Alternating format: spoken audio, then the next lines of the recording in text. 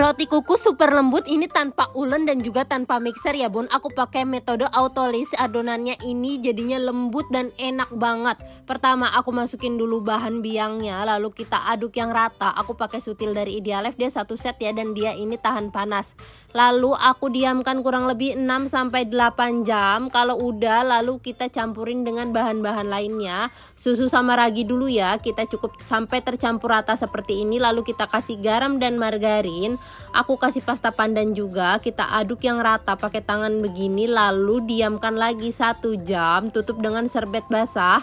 Next, udah mengembang kita kempiskan. Bagi rata sesuai selera ya, aku bagi 9 sama rata, kalian hitung aja sendiri ya. Keluarin dulu gelembung udaranya, lalu kita gilas tipis, kasih isian.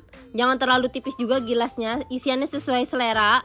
Kita rapatkan. Lakukan sampai selesai ya, harus benar-benar rapat biar nggak ada yang bocor isiannya.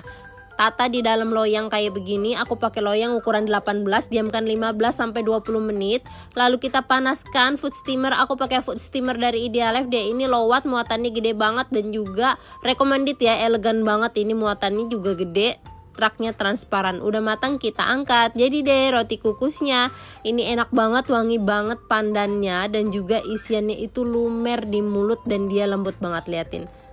Cocok banget ini buat temen ngopi ataupun ngeteh. All cookware aku beli di Idealef. Yuk bikin.